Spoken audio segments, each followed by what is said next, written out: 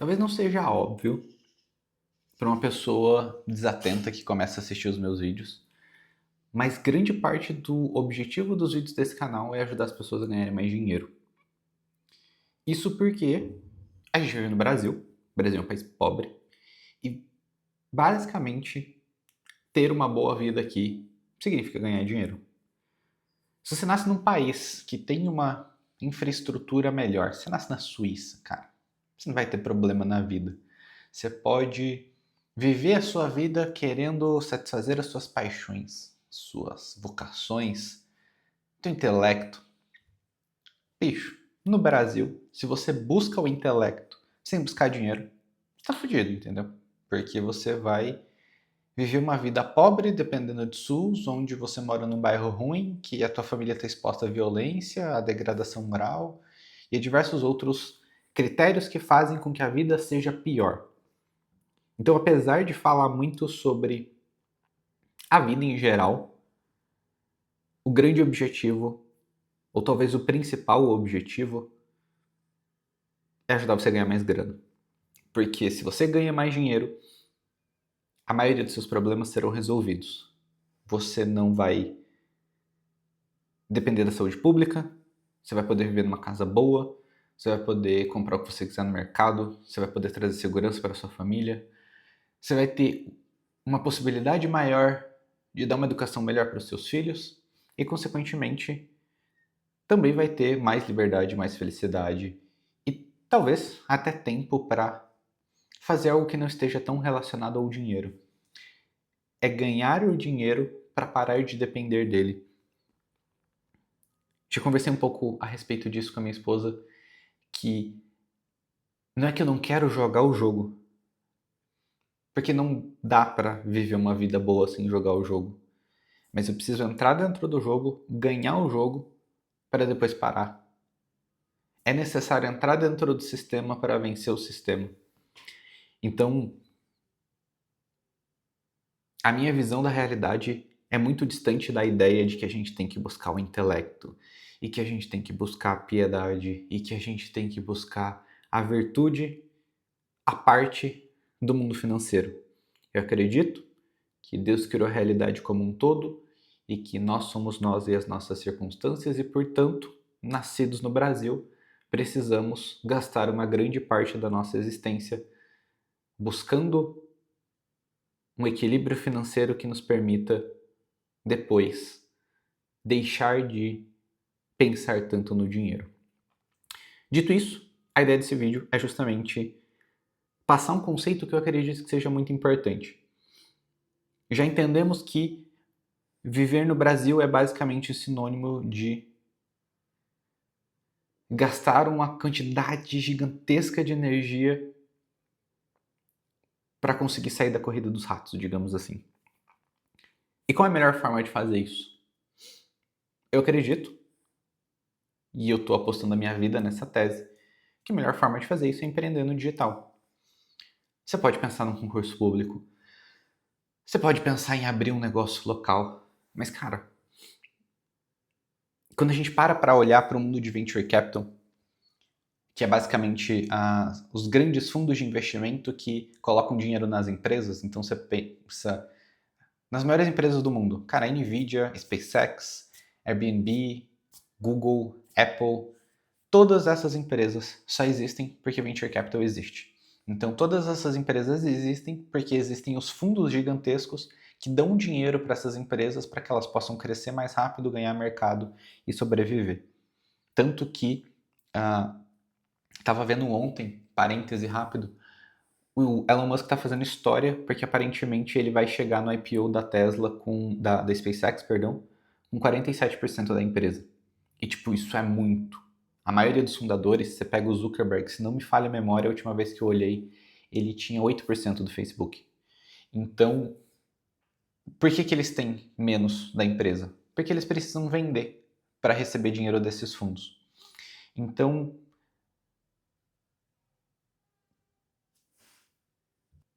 entender como os fundos trabalham dinheiro é uma forma da gente entender como o dinheiro funciona de fato.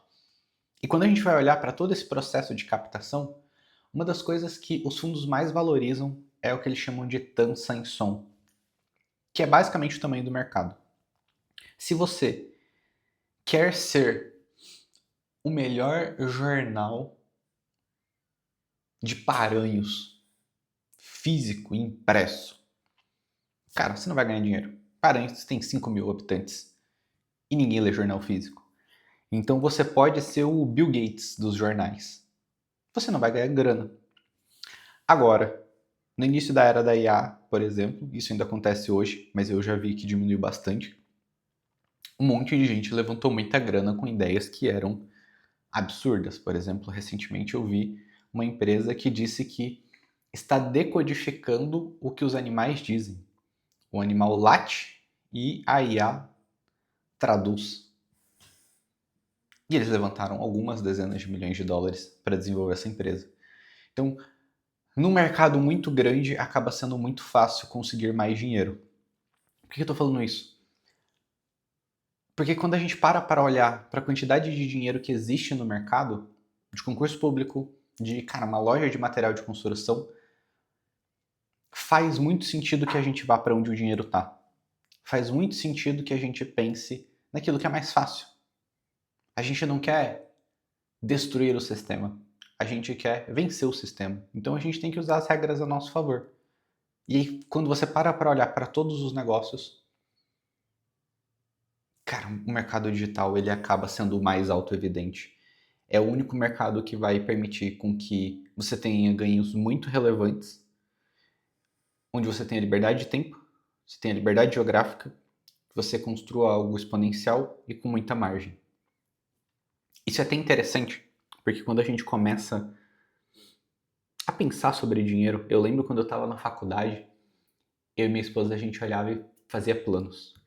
E a gente dizia assim, quando a gente for formado, a gente vai ser professor e o salário inicial do professor na época na faculdade era 8 mil reais.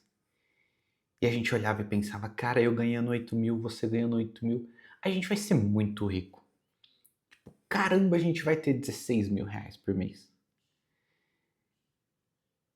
E por vir de um país pobre, a gente acaba olhando para essas coisas e pensando, pô,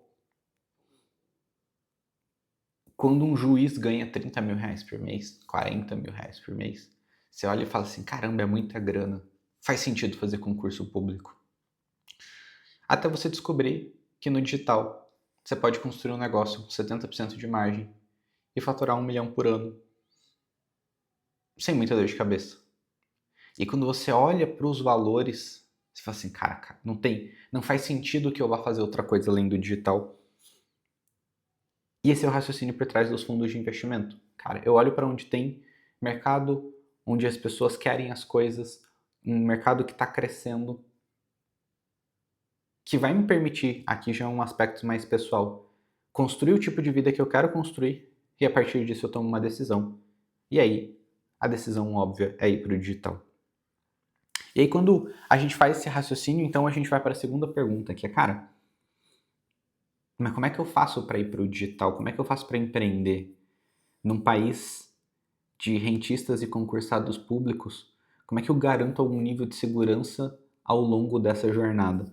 E aí tem alguns conselhos que eu quero deixar de coisas que eu aprendi nesses quase 10 anos aí empreendendo, que eu acho que podem facilitar, encurtar teu caminho.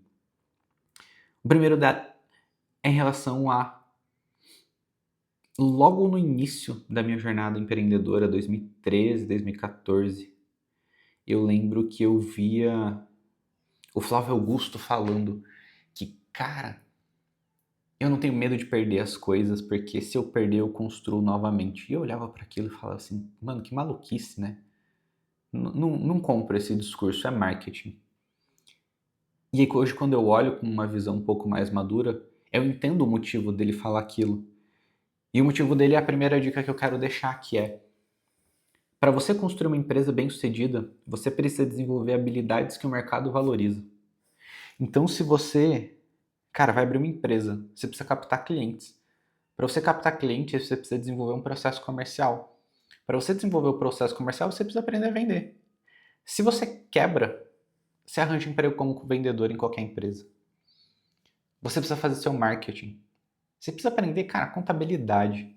Você precisa desenvolver uma série de habilidades num nível de eficiência tão superior à média do mercado que depois você tem aquela habilidade para vender. Então, na pior das hipóteses, passar por um processo de empreendedorismo, de construção de empresa, vai te fazer desenvolver habilidades que têm um valor no mercado.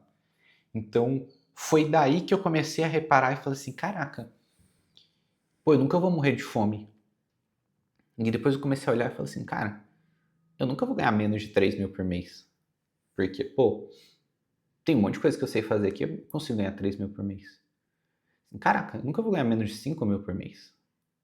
Caramba, eu tenho muita habilidade que não tem como ganhar menos de 10 mil por mês. E você começa olhando e você vai vendo as suas habilidades crescendo e o quanto o mercado remunera aquilo e os valores estão crescendo. Você vai olhando assim, caraca, bicho, eu acho que não tem como ser pobre mais.